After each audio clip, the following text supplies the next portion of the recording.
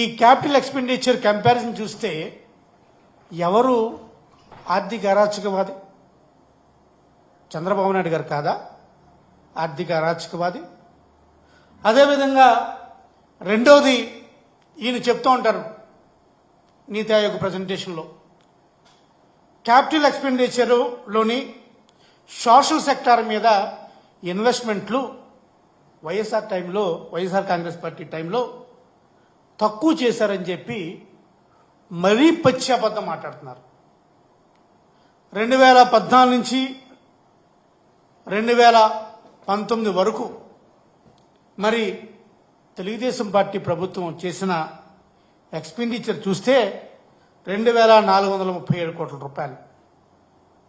మరి అదే 2019 నుంచి 24 వరకు YSR Congress party social sector మీద వాళ్ళ ఇన్వెస్ట్మెంట్ చూస్తే 5224 కోట్ల రూపాయలు. వాళ్ళకన్నా వైఎస్ఆర్ కాంగ్రెస్ పార్టీ డబుల్ చేసింది.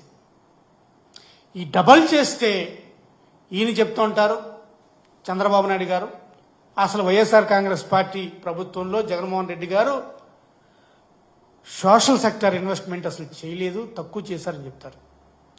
కళ్ళ కట్టుకట్టుగా ఒక రిపోర్ట్లో ఉన్నదాన్ని అబద్ధం ఆడుతూ చెప్తున్న మనిషి, తక్కువ చేసిన సోషల్ సెక్టర్ మీద తక్కువ ఖర్చు పెట్టిన వ్యక్తి చంద్రబాబు నాయుడు గారు మరి ఆర్థిక అరాచకవాది కాదా?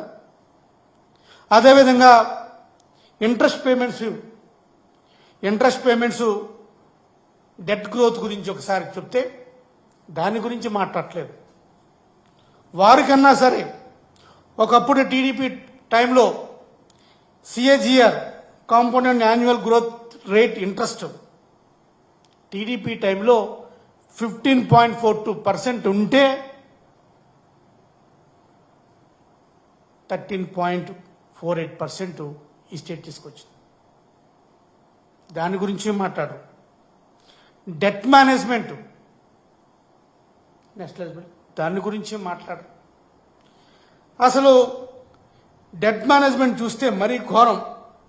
2014 నుంచి 19 వరకు స్టేట్ లయబిలిటీస్ ఎంత పెరిగినాయి అంటే 22.63% పెరిగితే అది వైఎస్ఆర్ కాంగ్రెస్ పార్టీ ప్రభుత్వంలో లోయర్ దాన్ 13.57% తీసుకొచ్చిన మాట నిజం కదా? 2014 నుంచి 19 వరకు ఆ ఫిజికల్ డెఫిసిట్ లిమిట్స్ ఉన్నప్పటికీ కూడా టీడీపీ టైంలో 31,822 కోట్ల రూపాయలు బారో చేస్తే అదే YSR Congress party borrowing capacity కేవలం 2,817 కోట్ల రూపాయలు మాత్రమే. 31,000 ఎక్కడ, 2,800 కోట్లు ఎక్కడ?